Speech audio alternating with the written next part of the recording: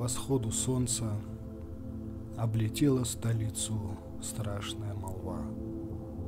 Он пойман, взят, и с ней густела, росла и праздная толпа перед приторией Пилата. Христа судили.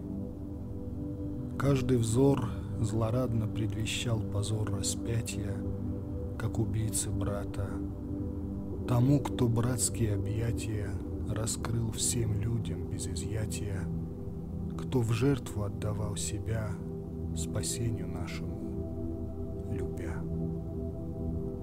Вся площадь наводнилась чернью. В безумной прихоти своей она ломилась на ступени трибуны царской. Нет для ней теперь ни доводов закона, ни мощных каменных преград. Бессильно горечь слез и стона внушить и отступить назад. Подайте зрелищ, развлечения и крови. Чистые учения ей чужды в праздничном чаду.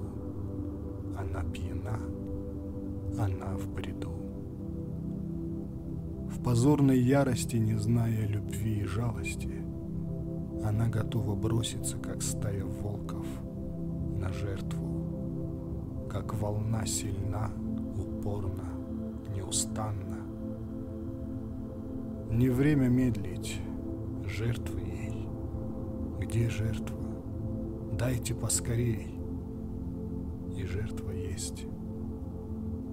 Кому осанна вчера неистово кричали, чей путь одеждой устилали, кого у городских ворот встречал восторженный народ, тот брошен разъяренные черни, поникнув гордой головой, украшенный венцом из терни, он вышел в ризе багряной навстречу смерти и позору. Все стихло, смолкло, приросло. Еще раз покорилось зло его божественному взору. Один намек, одно лишь слово, и, кажется, толпа бы снова могла приветствовать его, как властелина своего. Но он молчал, свершая волю его пославшего отца.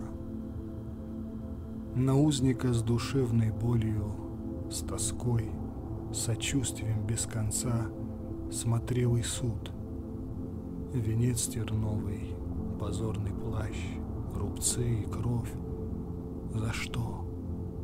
За братство и любовь, за мощный призыв к жизни новой, за свет познания, за свободу. Какой позор! Всему народу не смыть проклятие вовек.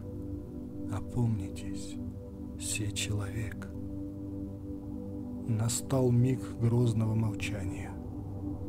Он смутно породил в сердцах виновников его страдания гнетущий стыд, позорный страх. Толпа вздрогнула, всполошилась, простерла руки уж к нему, как диким воплем «Смерть ему!» Внезапно площадь огласилась. Глупцы примера только ждали. За ним бессмысленно кричали в ответ наместнику они: «Распни его, распни, распни».